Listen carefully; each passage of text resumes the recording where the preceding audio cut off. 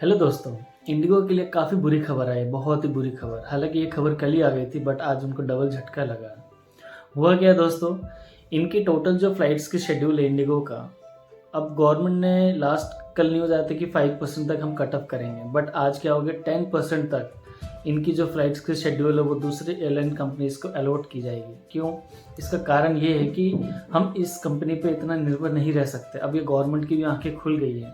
जब इनको भी जब गाली ढंग से पड़ी, जब लोग जब इन पे जब गुस्सा किए, चिल्लाए, कमेंट्सबाजी हुई, काफ़ी इनकी जो बेइज्जती अलग से हुई, तब जाकर के इनकी आंखें खुली और इन्होंने स्ट्रिक्ट एक्शन लेना शुरू किया है।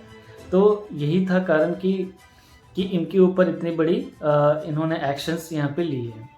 तो दोस्तों, इनकी जो डीजीसीए है, director general of civil aviation, जो कि मिनिस्ट्री ऑफ सिविल एविएशन के अंदर में आती है, तो ये बेसिकली एयरलाइन सेक्टर्स को रेगुलेट करती है। और आपको पता होगा कि इंडिगो जैसी कंपनी जो है, ये हमारे पूरे भारत में जितनी भी फ्लाइट्स उड़ती है ना, उसके मोर देन 65% जो इनकी फ्लाइट्स उड़ती है, मतलब 100 में से 65 से ज़्यादा फ्लाइट्स जो होंगी वो इंडिगो की होंगी। ऐसा था पहले।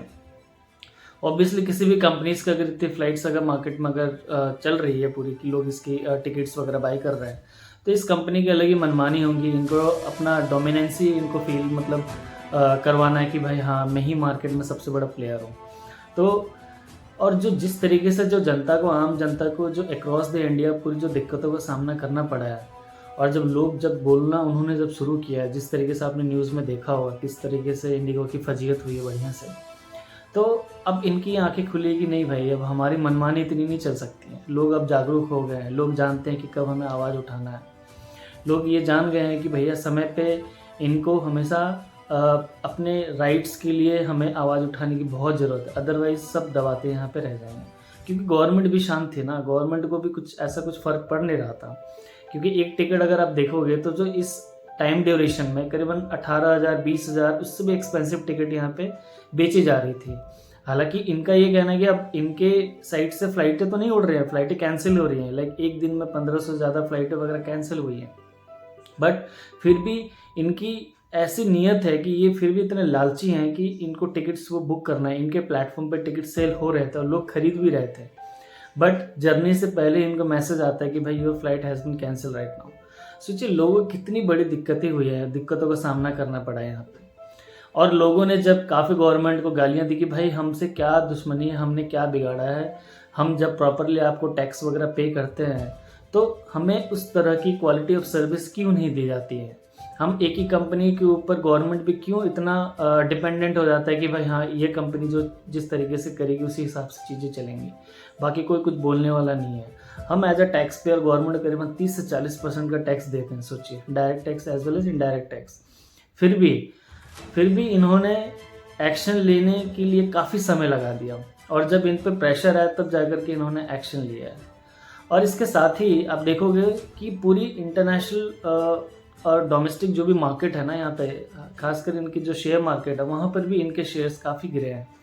करीबन 5 से 7 दिनों में करीबन 15% के आसपास इनके शेयर जो है वो डाउन हुए हैं। और मार्केट कैप की अगर मैं बात करूँ तो करीबन $4.5 बिलियन की इनकी जो मार्केट वैल्यू है वो ख़त्म हो गई दोस्तों। सोचिए, इनको लग रहा था कि हम चीज़ें मनमानी तरीके से चलेंगे, बट अल्टीमेटली क्या होगा कि जब मार्केट में एक नेगेटिव न्यूज़ आता है तो उसका कितना बड़ा इम्पैक्ट आता है। और साथ ही साथ डीजीसीए ने इन पे काफ़ी स्ट्रिक्टली एक्शन लेके इन्वेस्टिगेशन वगैरह भी शुरू कर दी, और इनके जो भी की सीनियर जो पर्सनस है ना, की रिस्पॉन्सिबल पर्सन है, उनको सामान से एज वेल एज शो कुछ नोटिस वगैरह भी दिया गया।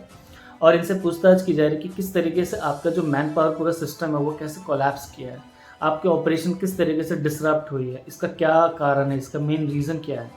जो गवर्नमेंट के नॉर्म्स थे, जो डीजीसीए ने नॉर्म्स निकाली थी पायलट्स को लेकर के, कि इनके अरेस्ट का टाइम इतना होगा, इनको इतना चीज़ें सुविधाएं वगैरह दी जाएंगी, वो सब आपने टाइमली क्यों नहीं फॉलो करें। तो ये बहुत बड़ा क्वेश्चन मार्क क्रिएट करता है। और आज के डेट में मैं गवर्नमेंट को भी थैंक यू बोलना चाहूँगा कि वो भले ही लेट रिस्पॉन्स देते हैं, बट देते बहुत ज़रूर है, देते ज़रूर है। और साथ ही सुप्रीम कोर्ट ने भी यहाँ पे गवर्नमेंट को बोला कि आप अप्रिशिएट भी किया। और क्योंकि सुप्रीम कोर्ट ने भी देखा कि यार जो लोग इतनी भीड़ में, यहाँ एयरपोर्ट में जिस तरीके से हम रेलवे स्टेशन में देखते हैं कि लोग यहाँ इतने भीड़ में रहते हैं, उससे सेम एज वही हाल हो गया था एयरपोर्ट में।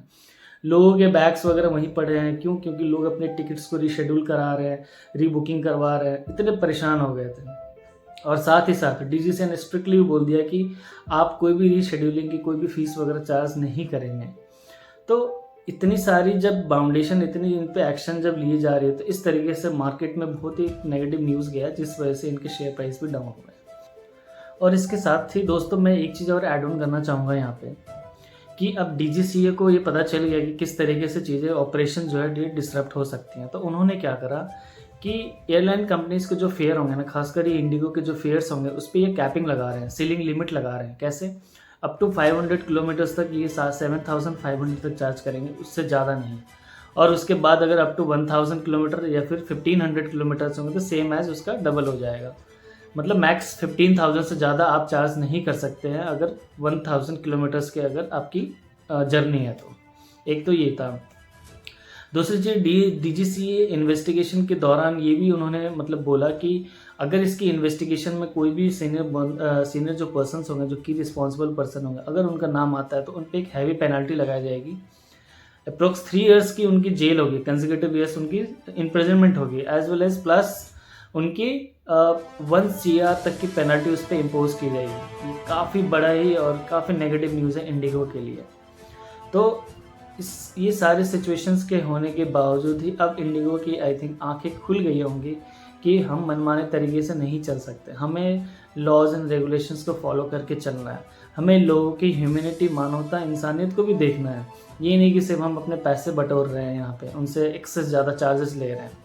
इस तरह की चीज़ें मनमानी नहीं चलेगी। तो दोस्तों ये अब तक का न्यूज़ था। और आपको वीडियोस कैसे लगा, प्लीज़ अगर पसंद आया तो प्लीज़ चैनल को सब्सक्राइब करें एंड वीडियोस को लाइक करें एंड शेयर करें। और जो भी आपको सजेशन देना हो तो प्लीज़ कमेंट बॉक्स पर ज़रूर लिखें। जय हिंद, जय भारत।